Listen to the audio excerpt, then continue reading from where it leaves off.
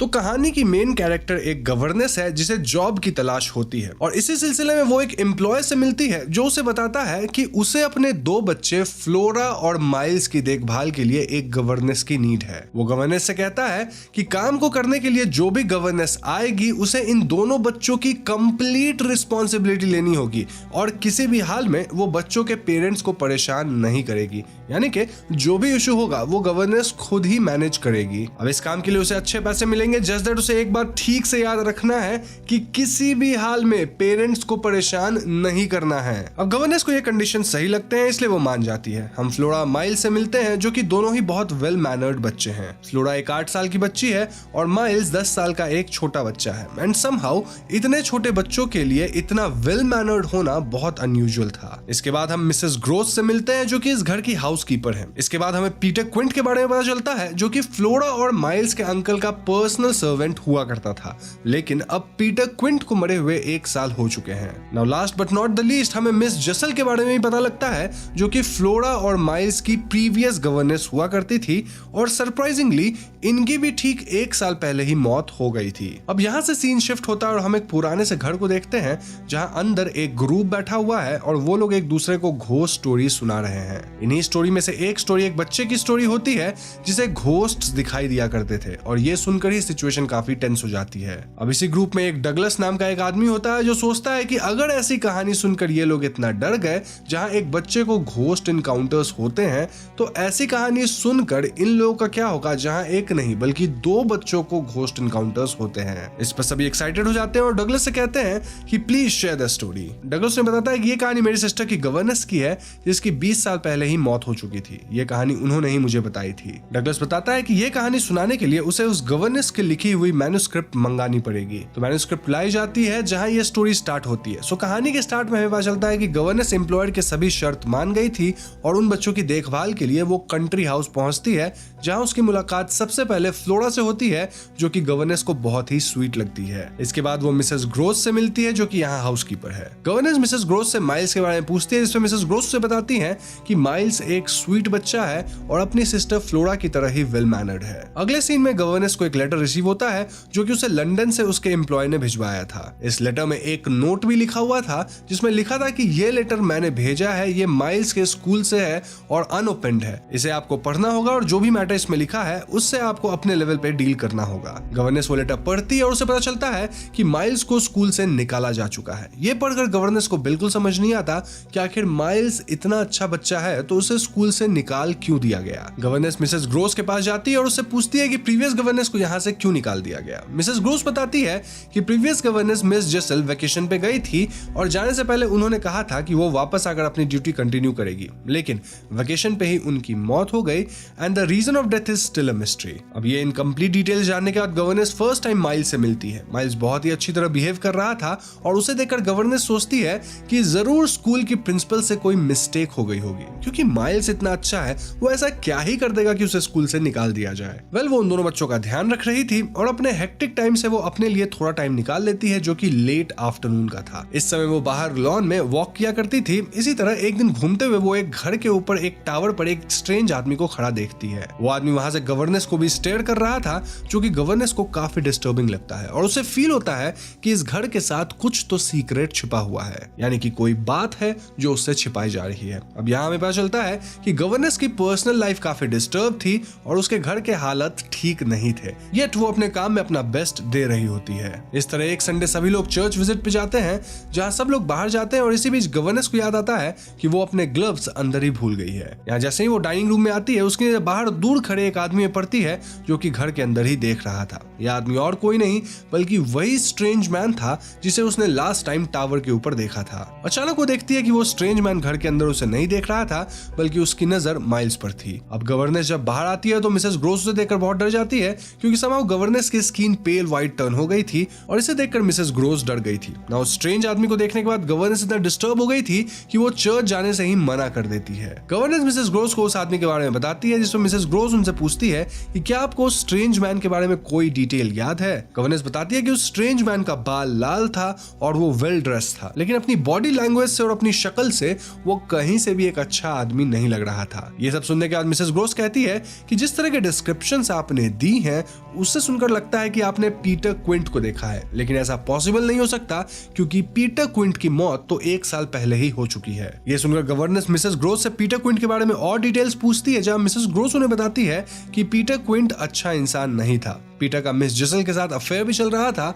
और उन दोनों से ही बच्चे बहुत घुल मिल गए थे। मिसेस ग्रोस बताती है कि एक बार वो पीटर क्विंट के बारे में एम्प्लॉयर से कंप्लेन करना चाहती थी, लेकिन सिंस एम्प्लॉयर को किसी भी बात के लिए परेशान करना मना है, इसीलिए उन्होंने इसका कोई फायदा नहीं समझा। गवर्नेंस मिसेस ग्रोस को बताती है कि उसे ऐसा लगता है कि पीटर क्विंट का घोस्ट माइल्स को ढूंढने की कोशिश कर रहा है। अब उसे ऐसा क्यों लग रहा था वो उसे खुद भी नहीं क्लियर था। वो दोनों लगभग 1 वीक तक पीटर क्विंट को अपने डिस्कशन का टॉपिक बनाए रखते हैं और इन्हीं बातों में मिसेस ग्रोस गवर्नेंस को बताती है कि एक बार पीटर क्विंट नशे की हालत में घर वापस आ रहा था, जहां बर्फ पे पैर फिसलने से वो गिर गया और उसकी मौत हो गई थी। अब कुछ दिन बाद गवर्नेंस को ऐसा लगने लगा था कि पीटर क्विंट का घोस्ट सिर्फ उसे ही नहीं बल्कि उन दोनों बच्चों को भी दिखाई देता है और वो दोनों बच्चे पीटर क्विंट के घोस्ट से बातें वगैरह भी किया करते हैं। क्योंकि एक बार जब फ्लोरा लेक के पास थी तब गवर्नेंस को थोड़ी ही दूर पर मिस जेसल की घोस्ट दिखाई देती है और उन्हें ऐसा लगता है कि फ्लोरा भी उस घोस्ट को देख पा रही थी। वो अलग बात है कि फ्लोरा एक्ट ऐसे कर रही थी एज इफ वो उसे नहीं देख पा रही है, लेकिन बच्चे कितना ही एक्टिंग कर पाएंगे। पता चल रहा था कि किसी न किसी को तो वो देख पा रही है। इसके बाद गवर्नेंस मिसेस ग्रोस से माइल्स के बारे में फिर से इंक्वायरी करती है, जहां मिसेस ग्रोस बताती है कि माइल्स बहुत ही अच्छा बच्चा है, आज तक उसने कोई शैतानी नहीं करी, जस्ट एक बार उसने झूठ बोला था। जब मिसेस ग्रोस ने उससे पूछा था कि क्या वो पीटर क्विंट के साथ था जिसपे माइल्स लाइड कि वो उसके साथ नहीं था, वही एक दिन था जब माइल्स काफी रूड बिहेव किया था और उसने मिसेस ग्रोस से कहा था कि जैसे पीटर क्विंट एक सर्वेंट है, तुम भी एक सर्वेंट हो, तो अपनी लिमिट्स में रहो। अब एक रात को गवर्नेंस की नींद 1 बजे के आसपास खुलती है, जहां वो एक कैंडल लेकर नीचे जा रही होती है और वहां उसकी नजर पीटर क्विंट के घोस्ट पे पड़ती है जो कि उसे ही घूर रहा था। गवर्नेंस उस घोस्ट को देखकर डरती नहीं और उसे स्टे बैक करती है क्योंकि वो जानती है कि यहाँ एक इविल पावर है और उसे उससे लड़ना होगा। वो घोस्ट यहाँ से गायब हो जाती है, जिसके बाद गवर्नेंस फ्लोरा के रूम में पहुंच जाती है, जहां उसे फ्लोरा अपने रूम से बाहर किसी को घूरते हुए देखती है। गवर्नेंस बाहर देखती है और उसे एक लेडी अपना सर नीचे झुकाए रोती हुई दिखाई देती है और ये और कोई नहीं बल्कि मिस जेसल की ही घोस्ट थी। गवर्नेंस फ्लोरा से पूछती है कि वो अपने बेड पर क्यों नहीं है और विंडो से बाहर क्यों देख रही है, जिस पर फ्लोरा बताती है कि उसे लगा कि गवर्नेंस बाहर लॉन में वॉक करने गई होगी तो वो उन्हें ही देखने आई थी। इस पर गवर्नेंस कहती है कि अगर ऐसा है तो तुमने अपने बेड पर पिलोज को ऐसे क्यों स्टैक कर रखा है जैसा कि लगे कि तुम बेड पर हो, यानी कि तुम कहीं भाग रही थी और यहाँ पे एविडेंस को मिटा रही थी। इस पर फ्लोरा बोलती है कि ऐसा इसलिए था कि आप मुझे वहां ना देखकर परेशान ना हो जाए। इस तरह एक रात वो फिर से फ्लोरा को अपने विंडो पर खड़ा देखती है और इस बार वो ना तो माइल्स ना ही फ्लोरा किसी के रूम में नहीं जाती बल्कि एक फ्लोर ऊपर के रूम जाकर बाहर देखती है एंड टू हर शॉक वहां लॉन में माइल्स इतनी रात गए वॉक कर रहा था और फ्लोरा उसे ही देख रही थी। खैर तो नेक्स्ट डे गवर्नेंस माइल्स से पूछती है कि वो इतनी रात गए वहां लॉन में अकेले क्यों घूम रहा था। इसमें माइल्स उन्हें बताता है कि उसे ऐसा लगा एज इफ वो खुद लॉन में घूम रही होंगी और इसीलिए वो भी बाहर आ गया था। इस सटीक जवाब के बाद गवर्नेंस के पास और कुछ पूछने को नहीं बचा था। इसी तरह एक दिन गवर्नेंस मिसेस ग्रोस से घोस्ट वगैरह की बात करते हुए वो एक बार के लिए सोचती है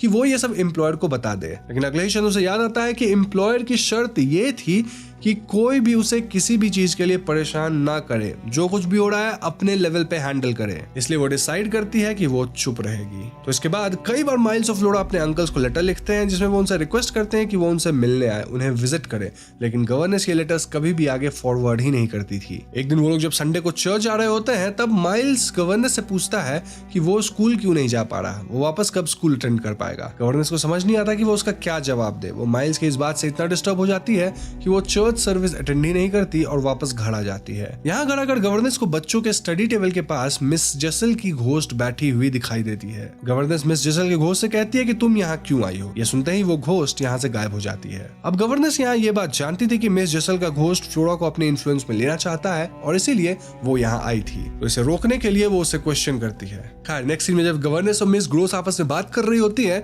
तब गवर्नेंस उनसे पूछती है कि जब चर्च से वो इस तरह वापस आ गई थी तो क्या किसी ने कोई सवाल नहीं किया। इस पर मिसेस ग्रोस उन्हें बताती है कि माइल्स ने उन लोगों को पहले ही समझा रखा था कि कोई भी गवर्नेंस से इस बारे में क्वेश्चनिंग नहीं करेगा। अब गवर्नेंस मिसेस ग्रोस को मिस जेसल के घोस्ट के साथ हुए अपने लास्ट इनकाउंटर के बारे में बताती है और उसे बताती है कि मिस जेसल की घोस्ट को देखकर ऐसा लग रहा था कि वो फ्लोरा को वापस से अपने इन्फ्लुएंस में लेना चाहती है और वो काफी टॉर्मेंटेड अपीयर हो रही थी। ये सब सुनकर मिसेस ग्रोस गवर्नेंस से कहती है कि उसे माइल्स और फ्लोरा के अंकल को लेटर लिखकर ये सब बता देना चाहिए। कुछ दिन बीत जाते हैं और गवर्नेंस लेटर लिखकर कर रख लेती है, लेकिन उसे अभी भी पोस्ट नहीं करती। मिसेस ग्रोस उससे पूछती है कि क्या उसने लेटर लिख लिया है। इन दोनों की बातें सुनकर माइल्स बहुत ज्यादा स्वीटली बिहेव करना स्टार्ट कर देता है और गवर्नेंस को पियानो प्ले करके भी दिखाता है, लेकिन ठीक इस समय फ्लोरा कहीं मिसिंग हो गई थी। गवर्नेंस को लगता है कि फ्लोरा मिस ग्रोस के साथ होगी, लेकिन कुछ देर बाद मिसेस ग्रोस बाहर से कहीं यहाँ आती है और उन्हें देखकर गवर्नेंस समझ जाती है कि फ्लोरा पक्का मिस जिसल के घोस्ट के पास है और वो तुरंत मिसेस ग्रोस को लेकर फ्लोरा को ढूंढने निकल जाती है। वो दोनों यहाँ से घर के पास वाले लेक के पास जाते हैं and as expected by governance flora उसी लेक के पास मिलती है। वो देखते हैं कि फ्लोरा लेक के दूसरे साइड पर एक बोट से पहुंची हुई थी, लेकिन यहाँ शॉकिंग बात यह थी कि इतनी छोटी बच्ची उस बोट को रो करके लेक के अदर साइड कैसे ले गई। अचानक गवर्नेंस मिसेस ग्रोस से कहती है कि उस तरफ देखो, मिस जिसल की घोस्ट वहां खड़ी है, लेकिन मिसेस ग्रोस को वहां कुछ भी दिखाई नहीं दे रहा था। अब गवर्नेंस काफी फ्रस्ट्रेट होने लगती है क्योंकि उसे मिस जिसल का घोस्ट साफ दिखाई दे रहा था, लेकिन मिसेस ग्रोस उसे नहीं देख पा रही थी। इस इरिटेशन में वो फ्लोरा पे गुस्सा करते हुए चीखती है कि एक्सेप्ट करो इस बात को, तुम्हें मिस जिसल की घोस्ट दिखाई देती है, लेकिन फ्लोरा साफ मना कर देती है और मिसेस ग्रोस फ्लोरा को यहाँ से वापस घर ले जाती है। घर आकर फ्लोरा की तबीयत बहुत बिगड़ जाती है और मिसेस ग्रोस गवर्नेंस को इन्फॉर्म करती है कि फ्लोरा काफी डरी हुई नजर आ रही है और उसे काफी तेज बुखार हो गया है। गवर्नेंस मिसेस ग्रोस से पूछती है कि क्या फ्लोरा ने एक्सेप्ट किया कि वो मिस जिसल के घोस्ट को देखती है। इस पर मिसेस ग्रोस बताती है कि ऐसा कुछ तो उसने अभी तक एक्सेप्ट नहीं किया है, लेकिन उसने ये जरूर कहा है कि वो गवर्नेंस से अब मिलना भी नहीं चाहती क्योंकि गवर्नेंस उससे डरावनी बातें करने लगी है भूत दिखने की एंड ऑल की। अब सिंस फ्लोरा की तबीयत बहुत बिगड़ रही थी, इसलिए गवर्नेंस मिसेस ग्रोस से कहती है कि आप फ्लोरा को लेकर लंदन चले जाएं और यहाँ मैं माइल्स का ध्यान रख लूंगी। तभी गवर्नेंस को उस लेटर का ख्याल आता है जो कि उसने एम्प्लॉय के लिए लिख कर रखा था, लेकिन वो लेटर अब गायब हो गया था। गवर्नेंस को माइल्स पर डाउट होता है कि पक्का माइल्स ने वो लेटर यहाँ से गायब किया होगा। अब नेक्स्ट डे मिसेस ग्रोस और फ्लोरा के यहाँ से चले जाने के बाद गवर्नेंस माइल्स से बैठकर बात करती है और उससे कहती है कि मैं सच में तुम्हारी हेल्प करना चाहती हूँ, इसलिए मुझे सब सच सच बताना। गवर्नेंस उससे पूछती है कि क्या तुमने वो लेटर उठाया है जो कि तुम्हारे अंकल के लिए लिखा गया था। माइल्स कहता है कि उसे ऐसा लगा कि गवर्नेंस ने उसके अंकल से उसकी कोई कंप्लेन करते हुए लेटर लिखा था, इसलिए उसने वो लेटर गायब कर दिया। गवर्नेंस उससे पूछती है कि क्या स्कूल में भी तुमने कोई ऐसी हरकत की थी। माइल्स बताता है कि वो स्कूल में कुछ इविल वर्ड्स चैंट कर रहा था और ये बात हेडमास्टर को पता चल गई थी और बाकी बच्चों पर इसका बुरा असर ना पड़े, इसीलिए उन्होंने माइल्स को स्कूल से बाहर निकाल दिया। गवर्नेंस माइल्स से जानना चाहती है कि वो क्या वर्ड्स थे जिन्हें वो चैंट कर रहा था, लेकिन तभी अचानक ही उसे माइल्स के पीछे वही विंडो पर पीटर क्विंट का घोस्ट दिखाई देता है। अचानक ही माइल्स गवर्नेंस को नोटिस कर लेता है और उनसे पूछता है कि क्या आपको विंडो के बाहर मिस जिसल दिखाई दे रही हैं? गवर्नेंस कहती है कि नहीं, वहां पीटर क्विंट है, क्या तुम्हें भी वो दिखाई दे रहा है? अब माइल्स जैसे ही पीटर क्विंट को देखने के लिए टर्न करता है, अचानक ही वो फेंट होकर गिर जाता है। तभी गवर्नेंस को रियलाइज होता है कि माइल्स फेंट नहीं हुआ था बल्कि उसकी मौत हो गई थी। पीटर क्विंट के घोस्ट ने उसे जान से मार दिया था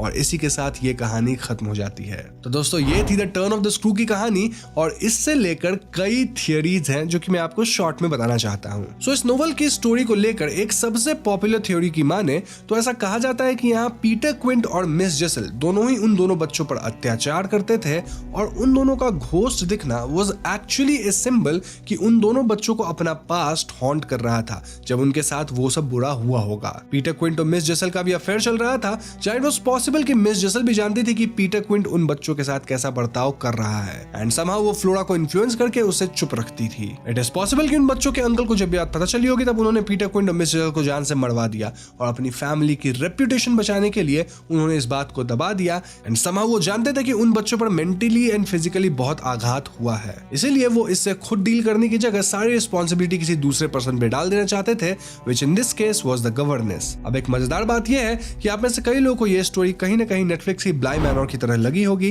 एंड ऐसा लगना बिल्कुल सही है क्योंकि मैंने वीडियो के स्टार्ट में ही बताया था कि ब्लाई मैनर की स्टोरी इससे इंस्पायर्ड है। अब ये तो थी एक थियरी, लेकिन कहानी में एक और अजीब थियरी ये भी है कि ऐसा कहा जाता है कि दरअसल वो गवर्नेंस मेंटली स्टेबल नहीं थी और उसे ये सब हैलुसिनेशंस हुआ करता था एंड इट वाज हर जिसने लास्ट में माइल्स को जान से मार दी। जी हाँ, यानी कि वो जो घोस्ट वगैरह देखती थी वो बस कहानी सुनकर अपने मन में मान ली थी, ऐसी दुनिया बना ली थी अपने लिए।